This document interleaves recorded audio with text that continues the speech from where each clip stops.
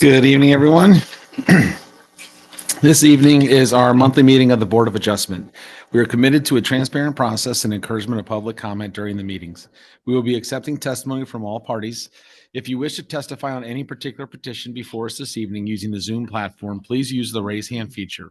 You can raise your hand at any time, and we will recognize you at the appropriate time for the presentation of evidence for each case. If in person this evening, please hand staff your speaker's card. Planner Robin Keefe will be moderating the hybrid meeting and will be asked to provide names of those individuals that wish to speak. I would like to call to the meeting of the Wildwoods Board of Adjustment to order. The board members present today are Bob Morris, board member, Anthony Reiner, alternate member, Arnie Sprunger, board member, Michael Lee, board member, and myself, Jared Frank, chair. The Department of Planning staff present is Joe Vunich, Director of Planning, and Robin Keefe, planner. Assistant Attorney Mac Miner and Court Reporter Courtney Tallman are also present with Ms. Tallman on Zoom. First, I offer into the record the affidavit of publication pertaining to tonight's meeting, December 19th, 2024, and take official notice of the zoning ordinance of the City of Wildwood, including Chapter 400, Article 2, authorizing and establishing the Board of Adjustment's powers and duties. Now, let me explain the hearing procedure. Please be aware the information I am about to describe is also provided on the Board of Adjustment's public hearing procedure handout, which was available online prior and up to tonight's meeting. This hearing is informal in its nature. However, the meeting's proceedings will be recorded by a reporter for future transcription if needed. The petitions are called in the order listed on the agenda. As the petition is called, I will ask a Department of Planning staff member to read each request into the record. Thereafter, the Department of Planning will have opening remarks and a brief slide presentation. Then the petitioner or his representative will be asked to state their name, address, be sworn in by the court reporter, and make a brief presentation to the board explaining the nature of the requested variance and present such evidence and witness testimony that may evidence the practical difficulties or unnecessary hardship that warrant the variance. The board will only consider the unique character of the property to determine whether the warrant of the granting of a variance. Board members may ask questions to clarify the facts of the petitioner's presentation. When the board is satisfied with the material presented by the petitioner, the chair will then ask if his or her, if there's anyone present or online who would like to speak in favor or opposition to the requested variance. Each speaker will be asked to provide their name and address, be sworn in, and then provide their evidence and oral testimony. Procedurally, the petitioner may request a continuance at any time during the hearing, prior to a call for the vote in order to bring in additional evidence or testimony. The board may also continue the proceedings. After the submission of testimony and evidence from all interested parties, the board will ask a staff person to provide the Department of Planning's report on this matter, if required by any member of the board, the petitioner, or any individual that is participating in person or online. Once all witnesses have been heard, the chair will call for a motion to grant or deny with or without conditions, then the board will vote. At that time, the presentation of evidence relating to the petitioner is concluded and no further evidence will be permitted. The board may make a decision today. 4 members of the board must vote in favor of the variance for it to be approved. If a variance is approved, the petitioner has 6 months to obtain the necessary permits or establish the use, or it will expire. If the board's decision is unfavorable, the petitioner has the right to appeal to the St. Louis County Circuit Court. This appeal must be done within 30 days of the decision. Ms. Keefe, are there any questions at this time? Mr. Chair, I do have 3 participants online. If at this time they would like to ask a question, please use the raise hand feature. Mr. Chair, I see no hands online and nor in the audience. Thank you. Thank you. Seeing no questions at this time, the meeting will proceed. The department, please read the first request into the record, which will be followed by a brief slide presentation. Mr. Chair, the first item on tonight's agenda is BA 27-24, Tim Shockley, TP Investments, 4981 Fox Creek Road, Wildwood, Missouri, 63069, care of Stephanie Zuglis, 1252 Hanley Industrial Court, St. Louis, Missouri, 63144. Request an exception to the accessory dwelling definition of the Wildwood zoning ordinance to permit the continued use by individuals related by birth, marriage, or adoption of an existing single-family residence as an accessory dwelling, parenthetical mother-in-law unit, once the new single-family dwelling's construction is completed on the same record lot, but without meeting the conditions of such, including but not limited to shared utilities and infrastructure, access between units for full use, availability of common living space with primary unit and shared cooking and sanitary facilities upon the property located at 4981 Fox Creek Road, located number 29Y 330010. This request is contrary to the requirements of Chapter 415, 380 miscellaneous regulations, Chapter 415.030 definitions, and Chapter 415.090 NU non-urban district regulations of the City of Wildwood zoning ordinance. The existing dwelling, historic log cabin, was built circa 1872 according to the owner, or 1900 via the St. Louis County Assessor's Office. This age threshold does require the Historic Preservation Commission to consider this request as it is processed given the structure is in excess of 75 years of age. The restored barn built in 1890, barn crib, smokehouse, and cemetery also present at the property. The Historic Preservation Commission visited the site on November 22nd, 2024, and thereafter prepared a report in this regard. This particular property is located in Ward 6. Thank you.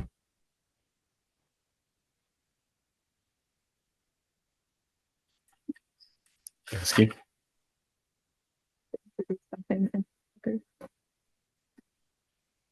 Sorry. The holiday days is setting in. Before Ms. Keefe begins her presentation and slides, the Department of Planning would like to respectfully add to the record tonight Chapter 400, Article 2 of the City of Wildwood Municipal Code, Chapter 415 of the same City of Wildwood Municipal Code, the zoning ordinance. The file that has been developed and maintained by the Department of Planning regarding this particular request and all contents contained therein, including the department's report with recommendation, and then any evidence, testimony, or other items offered as part of tonight's public hearing. Ms. Keefe, thank you. And Mr. Chair, thank you. Thank you. All right, Mr. Chair, members of the board, our first request this evening concerns the retention of a historic dwelling as an accessory dwelling to a new single-family home that is being constructed on the same lot. The age of this asset also required review from Wildwood's Historic Preservation Commission. The subject property is located in far western Wildwood at the Interstate 44 and Fox Creek Road. Fox Creek Road can trace its history back to the Native Americans. There are several properties along Fox Creek Road that are in the city's historic inventory. The Fox Creek Road connects Highway 100 to Interstate 44 and a north to south direction, roughly. The land use in this area is largely residential. And Rockwood's Range, a 1,453 acre conservation area managed by the Missouri Department of Conservation, is also in this location to the immediate northeast of this property.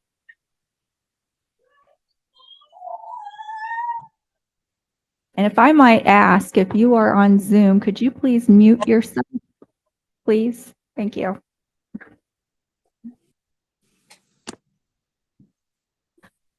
The owner of the subject lot also owns the lot to the north of it and also to the east.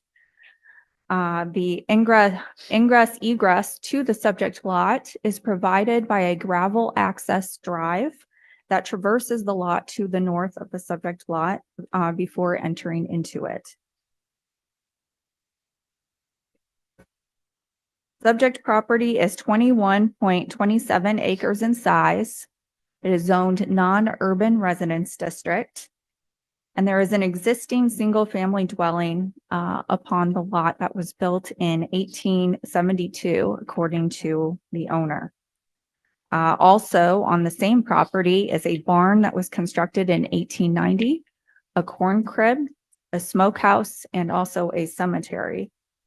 The topography of the lot is primarily pasture with dispersed trees.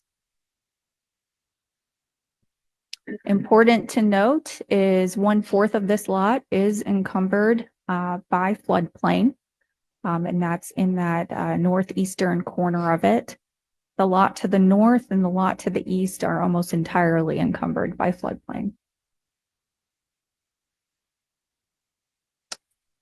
This request is to authorize an exception to the accessory dwelling definition to permit the continued use of the existing single-family dwelling as an accessory dwelling, or also known as a mother-in-law unit, once the new single-family dwelling completes construction.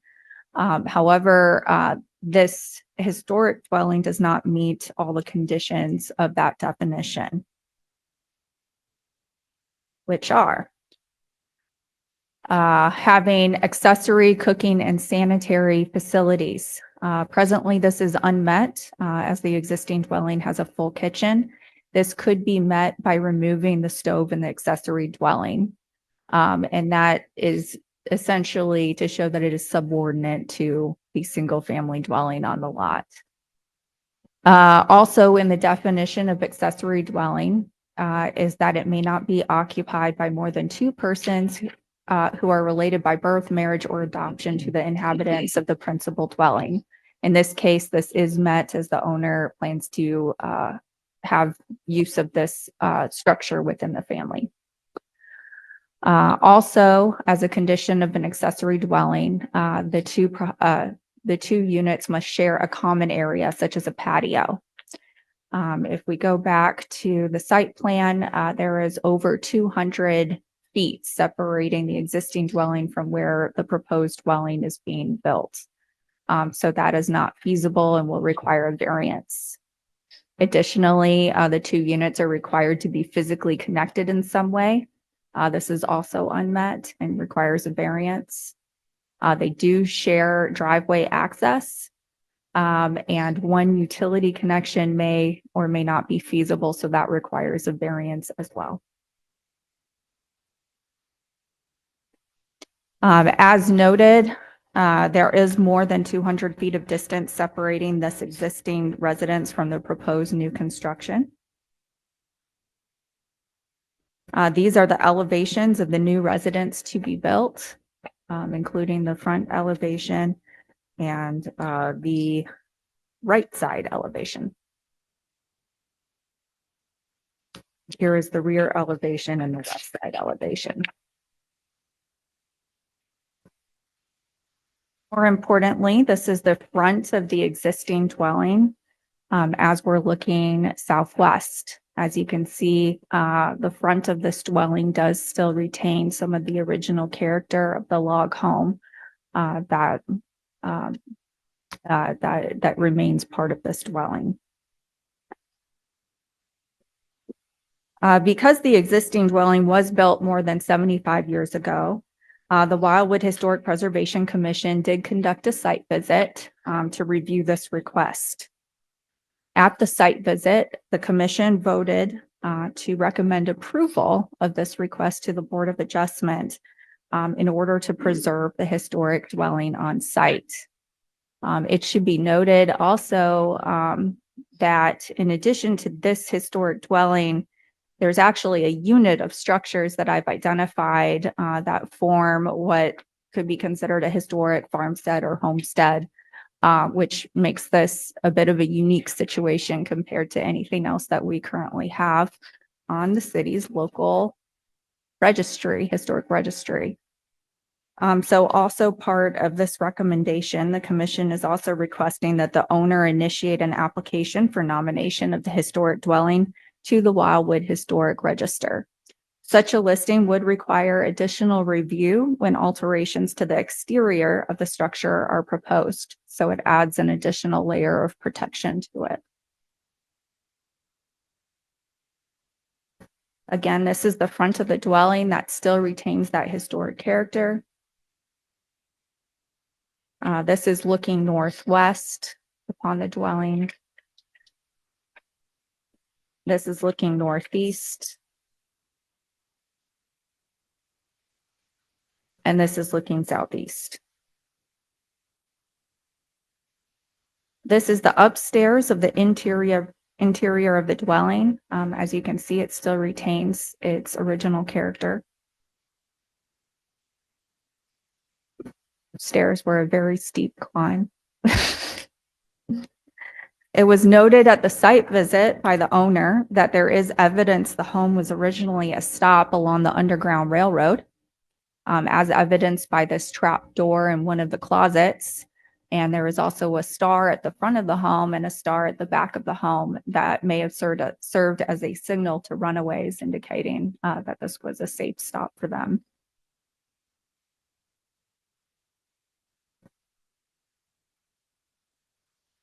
As noted earlier, this home is part of a larger unit of historic structures, which would make it unique compared to anything else we currently have in Wildwood on the historic registry. And these structures include a smokehouse, a corn crib, and a restored barn. This is a closer view of the smokehouse. There are a number of antique agricultural tools apparently located within the smokehouse, in addition to a 100-year-old sled. This is the corn crib that currently has a Missouri Century Farm sign posted upon it. As noted in your reports, this is a program administered by the Missouri Agricultural Extension. Certificates are awarded to persons owning farms that have been in one family for over 100 years. And this is to celebrate the heritage and the long-lasting contributions farmers and ranchers have made to the country and to the state. And this is the restored barn that was built in 1890.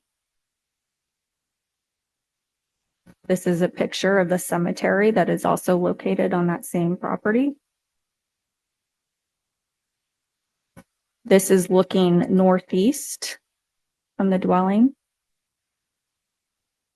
This is looking south towards Interstate 44, which defines that southern boundary.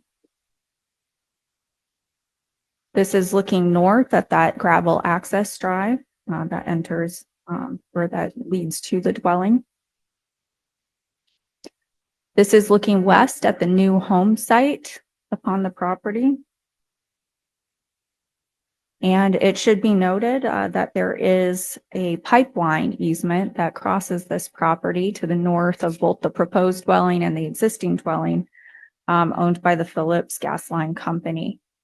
And so that fenced area is part of that easement. The department has received 3 written comments regarding this request. 2 written comments were opposed to the request, and an additional comment received requested that the access to the cemetery be preserved upon the lot.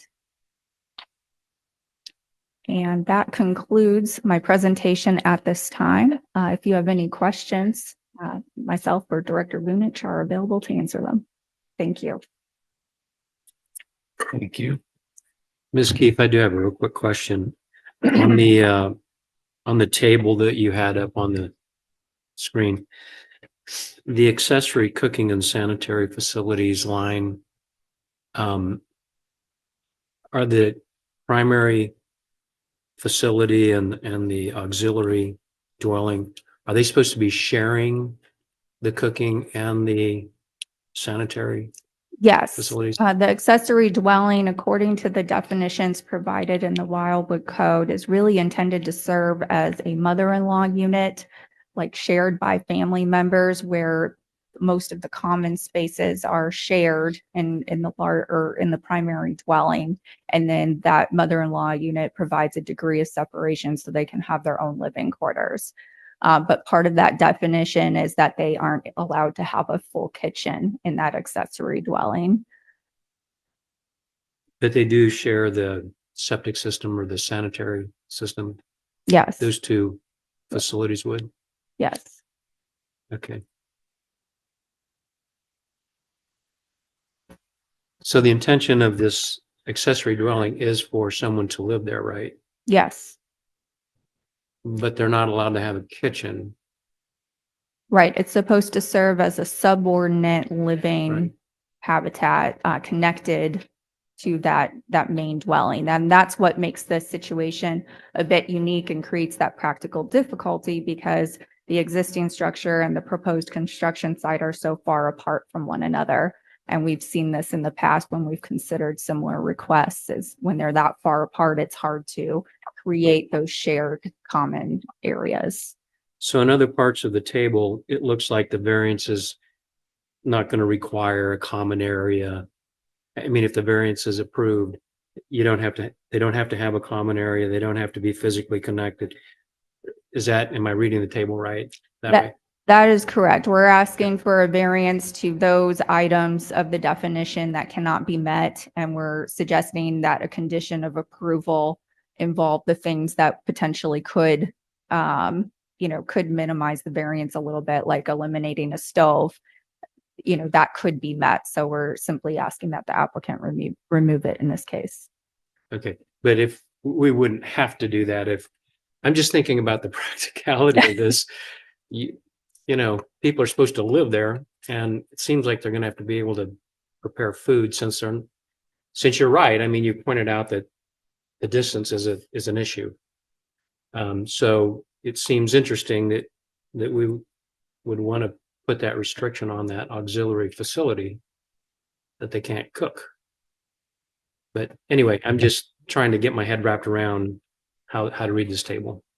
Mr. Sprunger, in years past, the rule of thumb had always been if you had a primary residence on the property and wanted an accessory dwelling, maybe not in this similar circumstance, we always asked that the dishwasher and stove be removed.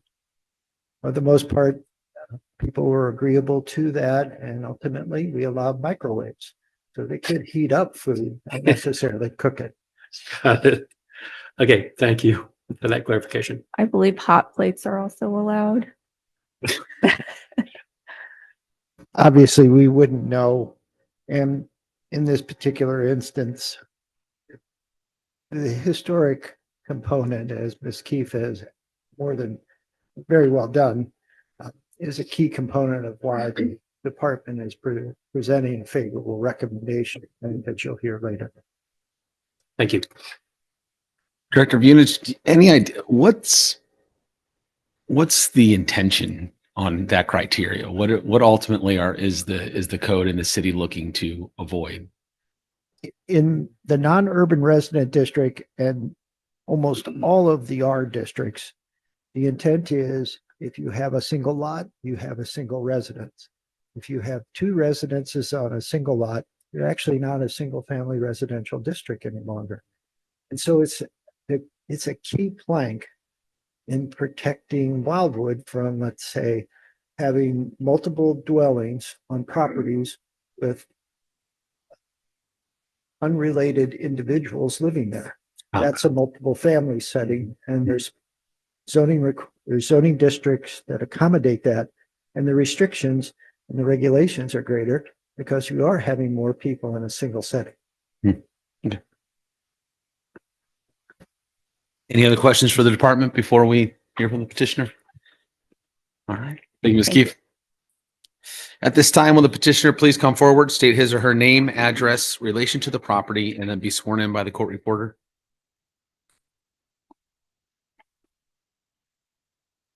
This is Stephanie Zuglis. I'm hoping that you will be able to allow in Harry Freeman as the petitioner in lieu of myself. I'm currently driving. Yes, ma'am. We'll ensure that everybody's promoted. Thank you. Go ahead, sir. My name is Tim Shockley. Have home at 3527 Sunset Ridge Lane in St. Louis County, off of Tesson Ferry.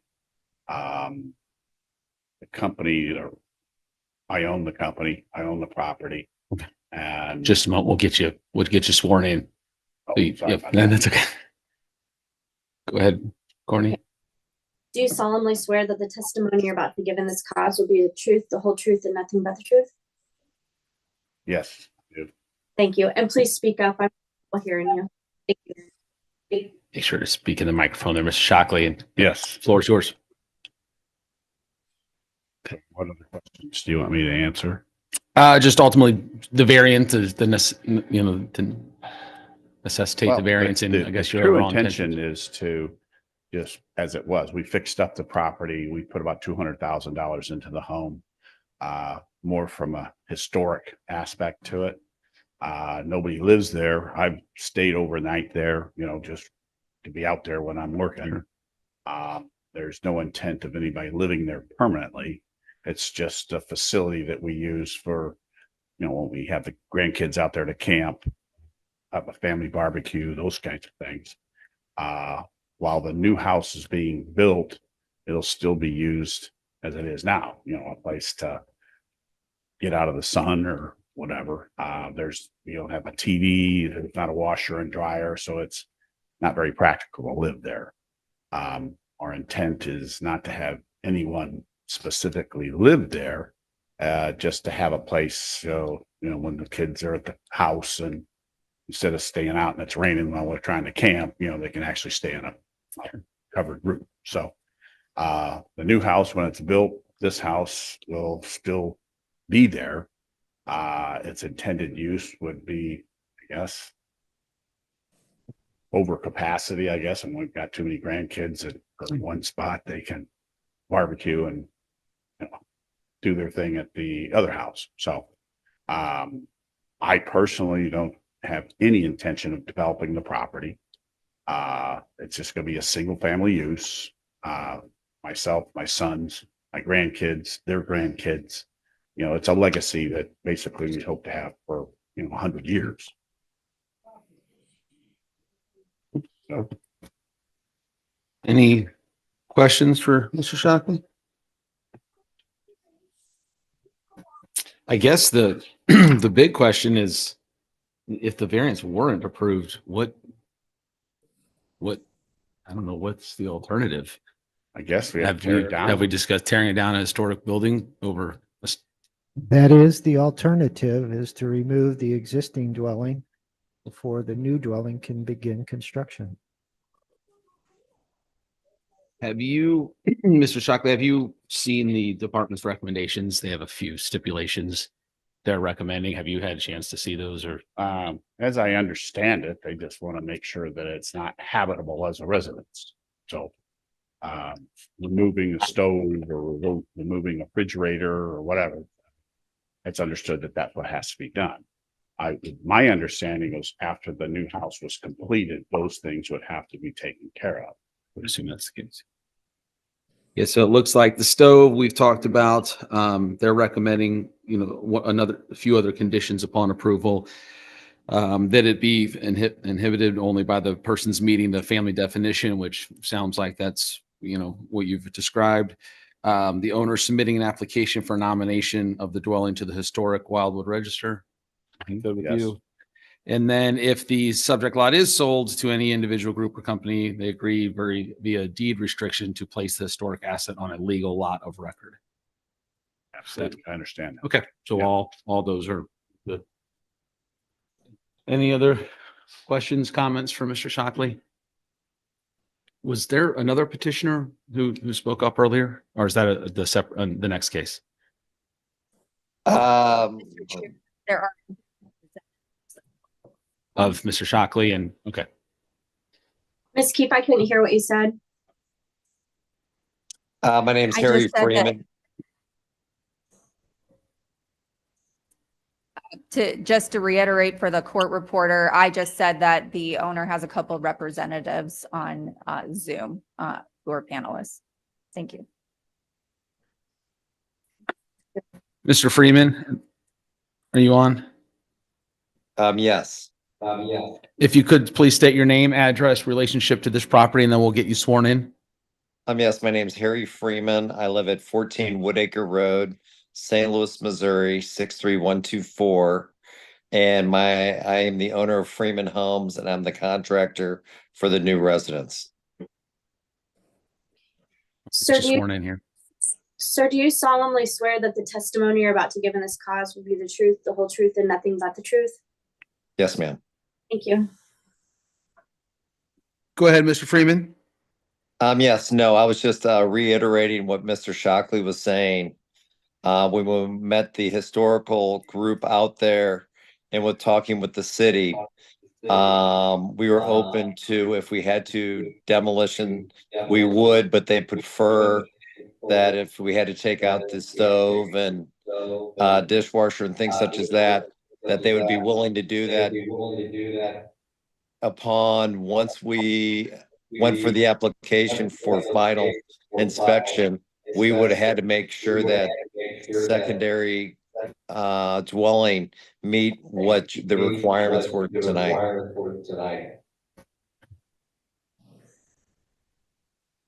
Anything else, Mr. Freeman? No. You have any questions? Any questions for contractor, Mr. Freeman? No, sir. Thank you very much for your input. Okay. Thank you. Any other questions for Mr. Shockley? Seeing none, any speakers in the audience that, or on, online that may want to speak in favor or opposition to this request?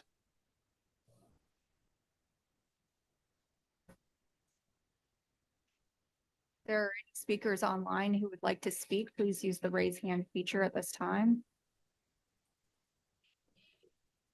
Mr. Chair, I see no raised hands. Would anybody like to hear the oral presentation of the department's report? Seeing none. Thank you, Mr. Shockley.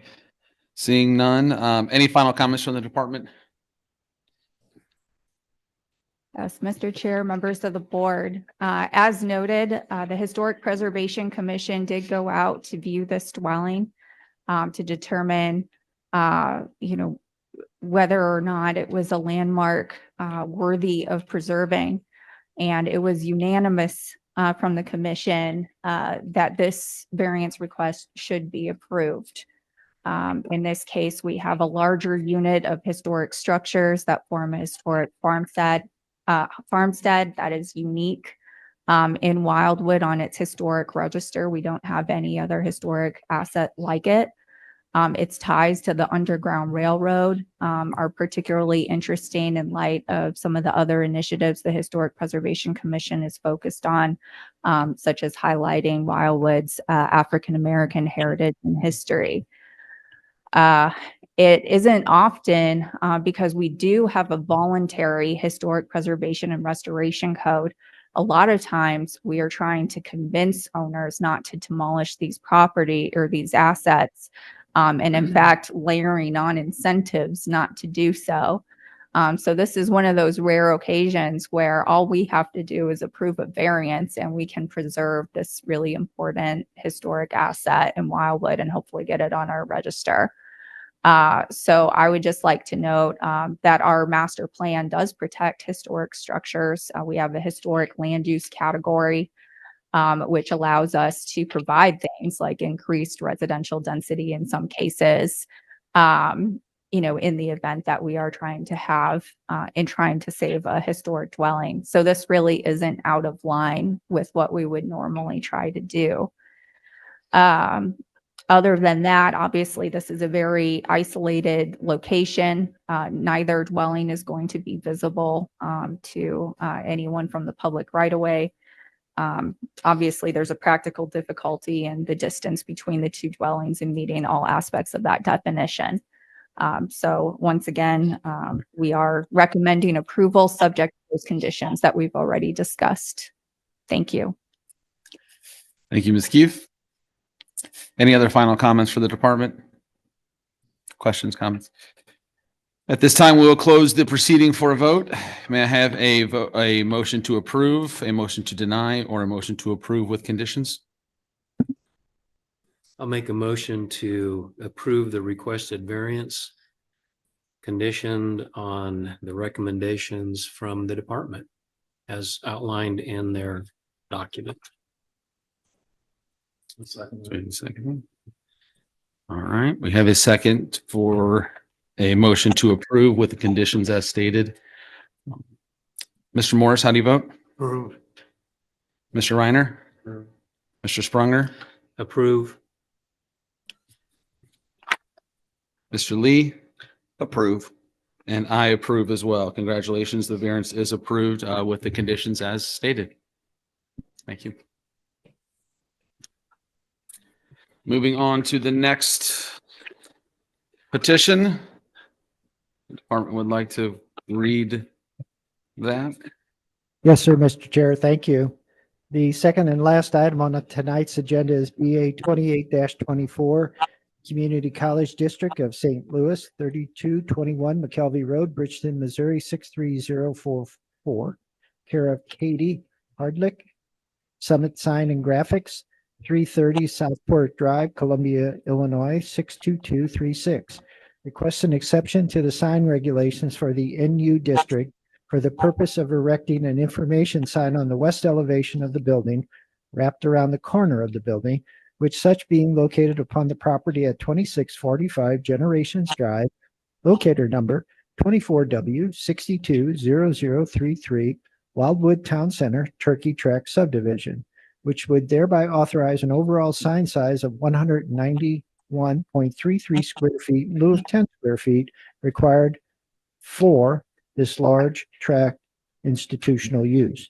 Accompanying this request, the illumination of the sign is at 7,000 kelvins, more than allowed by the city's outdoor lighting requirements, which is no greater than 4,000 kelvins. The sign requirements are stipulated by Chapter 415, 410 sign regulations for FP, PS, NU, and all R districts, Chapter 415.090 NU non-urban resident district regulations, and Section 415.450 outdoor lighting requirements of the City of Wildwood zoning ordinance.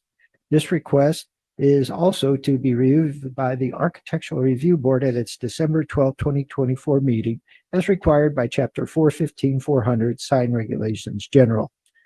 And that review did occur. And this particular property is located in Ward 1. And again, before Ms. Keefe begins a slide presentation on this particular site, the department would like to enter into the record the following items. Chapter 400, Article 2, Board of Adjustment of the City of Wildwood Municipal Code. Chapter 415 of the same City of Wildwood Municipal Code, the zoning ordinance, the file that has been developed and maintained by the Department of Planning regarding this request, and all contents contained therein, including the department's report with recommendation. And then finally, any evidence, testimony, or other items provided as part of tonight's hearing. Thank you, Mr. Chair. Thank you, Director Veenish. Ms. Keefe? Right, Mr. Chair, members of the board. The next request concerns a new sign to be installed on a new building being constructed at St. Louis Community College Wildwood campus. And this sign does require a variance to its size. St. Louis Community College Wildwood campus is located within the Wildwood Town Center at Generations Drive at its intersection with New College Avenue. There is also a limited frontage on Manchester Road to the north of the property. The Wildwood campus now includes 2 buildings, all on approximately 66 acres. This subject property is zoned non-urban residence district, where this type of institutional use is allowed. This is the new building being constructed at the college and the location of the proposed informational sign on that southwestern corner of it. That blue area where the yellow arrow is pointing is where the sign is to be located, and a rendering of that sign is also featured in this photo. A second component of the request was originally its lighting value, with the petitioner originally having the sign lit at 7,000 Kelvin. However, the petitioner has notified the department since that it has reduced the lighting value to 4,000 Kelvin, which is permitted. The sign is to be halo or backlit. However, given this modification, this particular variance is no longer needed.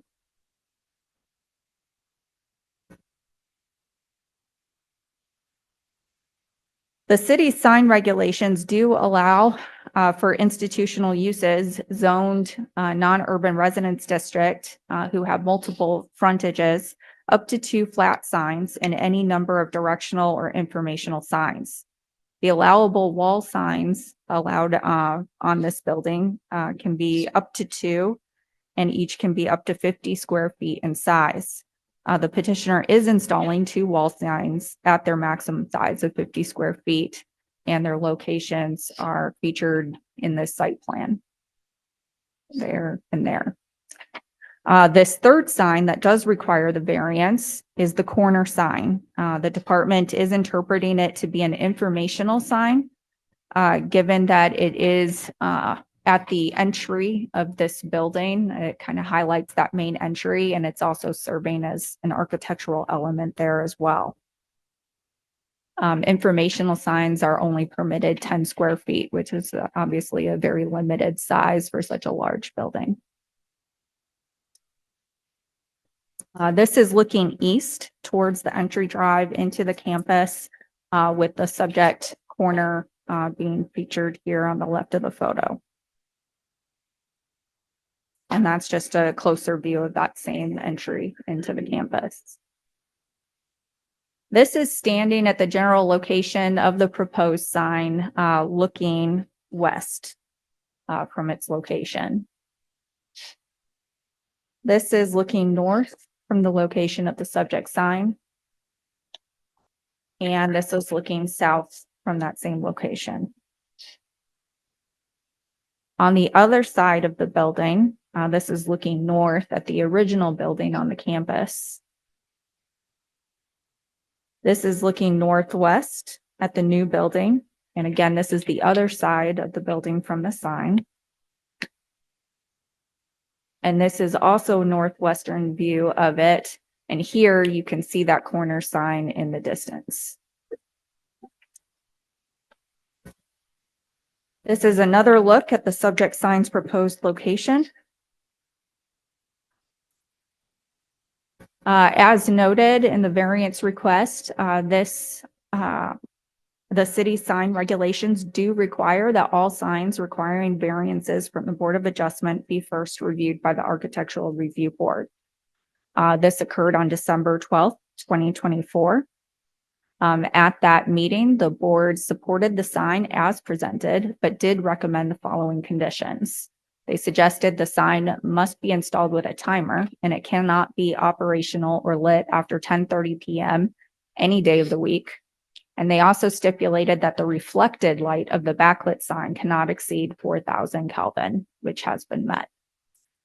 They also noted that the sign in its current form and size does provide a unique feature to the building and advances good architectural coordination between it and associated signage, which is a major goal of the city's town center plan. The department has received 2 written comments opposed to the request. However, both comments seem to pertain more to the lighting of the sign than the size of it. And that concludes the department's presentation. If you have any questions at this time, Director Vunich and I are available to answer them. So I do have a question, Robin. So I understand that the Architectural Review Board suggests that the sign not be operational or lit after 10:30 p.m. When can it be lit? Well, assuming that it won't be necessary to have it lit during daytime hours, it would vary based upon the time of year, season. So now during the winter months, it could be anywhere from 4 p.m. to 10:30 p.m. And then during the summer, it may only be for a couple of hours. Right. I'm thinking about like in the morning, can it be, because it stays dark in the morning. I was just curious because it doesn't really say when they can turn it on. Could they turn it on at 6 o'clock in the morning, for example? That's a very good question. For the most part, I think from the perspective of the department and at least the Architectural Review Board, if there's no one on campus and the first class is at 8 a.m., why would you have it on? So the board could establish that front end, so to speak, and in terms of time frame as part of the variance. Again, the Architectural Review Board provides you a recommendation with suggested conditions. So they're assuming from 10:30 p.m. until daylight, the next day, you can't have it lit up. Okay. And there's rationales for that, certainly from the perspective of the Architectural Review Board and the department. Again, it's a pedestrian level sign, so for the most part, as we describe it in the report, it's more of an architectural feature, not necessarily a type of sign that's intended to help with directing an individual or individuals to the building. And I think that conclusion is borne out by the fact that the materials in that particular location differ from the rest of the building. It's a blue glazed brick versus a traditional brick. Thank you. Thank you, Ms. Keefe. At this time, will the petitioner please come forward, state his or her name, address, relation to the property, and we'll get you sworn in by the court reporter. Andy Herdlicka, representing STLCC. Address. Of the property or You're on your end. 330 Southport Drive, Columbia, Illinois, 62236. And in relation to this property, your relationship to it. Sign company. Okay. Sworn in. Please raise your right hand. Do you solemnly swear that the testimony you're about to give in this cause will be the truth, the whole truth, and nothing but the truth? I do. Thank you. Floor's yours. Really, at this point, just here to answer any of your guys' questions. Thanks for having us and thanks for considering this. As Robin mentioned, we fixed the lighting issue and we're able to go down to 4,000 Kelvin and still get a result that the customer was happy with. And in regards to the sign and its size, I would just like to reiterate that it is kind of an architectural design component, almost more than it is a sign. You know, there's not lettering, it's not advertising anything. So if anybody has any questions, happy to answer those. Any questions? Oh, sorry, Mr. I know what Mr. Lee's question is. Yeah, I see you brought an exhibit. Can you bring Yeah. that up and show us how that halo light works?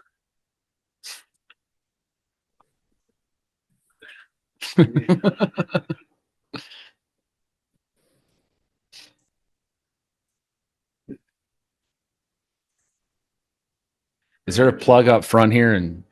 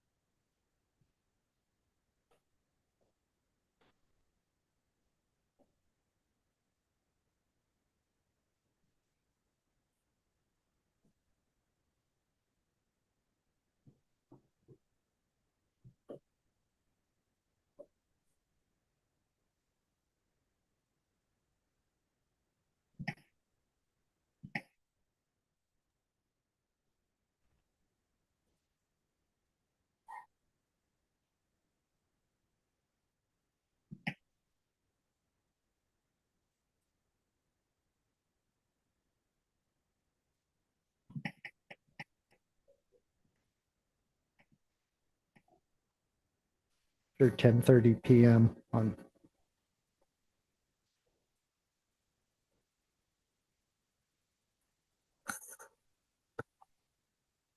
Okay. My apologies. I'll do the best I can to repeat what I just said, but Mr. Chair and members of the board, the department is favorably considering this request tonight and has provided you a recommendation indicating such.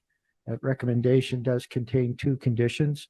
The conditions relate to the Architectural Review Board's consideration of the sign a week ago today. Those conditions would require a timer to be installed as part of the sign and that the sign could not be lit after 10:30 PM on any day of the week. Included with that was a request that reflected light based upon the design of the sign not exceed 4,000 Kelvin.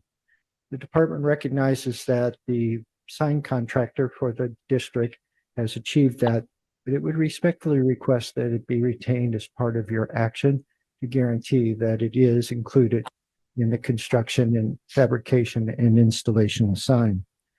Again, the department believes that it will add an architectural feature to the building, a building that is almost 150,000 square feet size, and certainly the mass of the building relative to the sign size actually is a workable solution. So again, the department is respectfully requesting a favorable action tonight.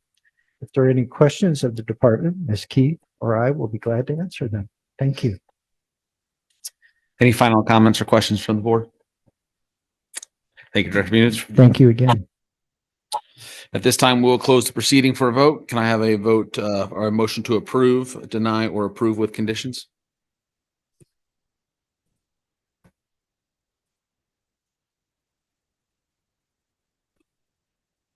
I'll make a motion to approve the variance request with the conditions as outlined in the department's report. We have a second to that motion? Thank you. So we have a motion to approve with conditions stated in the department's report. Mr. Morris, how do you vote? Approve. Mr. Reiner? Approve. Mr. Sprunger? Approve. Mr. Lee? And I approve as well. Congratulations. The variance is approved with the conditions as stated. Thank you. I believe that is the last of the petitions. We have a few business items on the agenda. Is that correct, Director Bunich? That is correct, Mr. Chair. Thank you. I believe the first item under the agenda tonight is the approval from the minutes from our last meeting. The minutes have been prepared by Ms. Keefe and I, and we will respectfully request a favorable action. If there are any changes, deletions, or additions, we'll certainly be glad to do that as part of your motion. Do we have a motion to approve the minutes of the board's meeting on November 21st, 2024?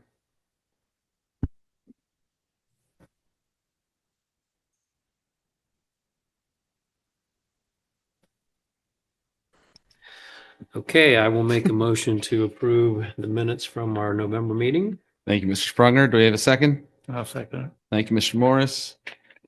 Mr. Sprunger, how do you vote? Approve. Mr. Mr. Morris, how do you? Approve. Mr. Reiner? Mr. Lee?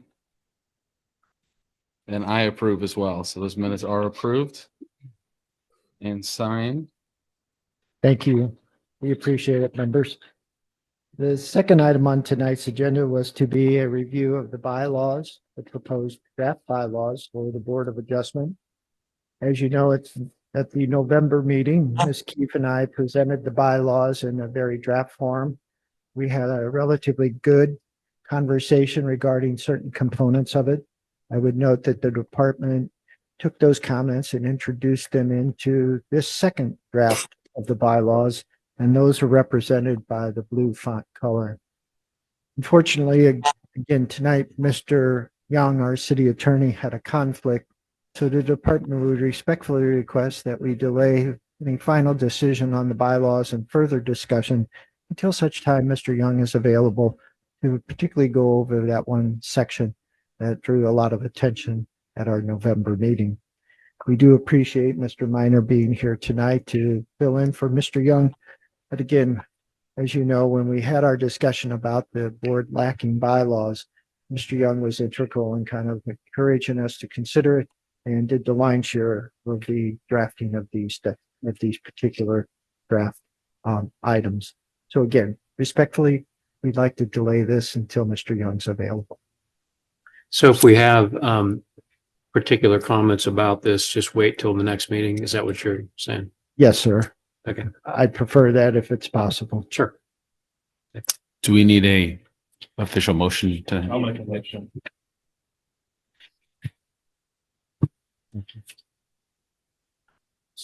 Second that. We have a motion and seconded to delay the discussion of the bylaws till the next meeting. Mr. Morris, how do you vote? Mr. Reiner? Mr. Sprunger? Approve. Mr. Lee? And I approve as well. So we will table that discussion till next meeting. Mr. Chair, members of the board, if you don't realize, you end the meeting schedule every year. So this is the last public meeting of 2024. So Ms. Keefe and I would like to thank you for your being here. We had some interesting cases in 2024. So certainly it stretched our abilities and we responded well as all of you. Certainly like to wish you the best of the holiday season. So thank you. Thank you to the department as well. That being said, we will consider this meeting adjourned. Thanks, everyone.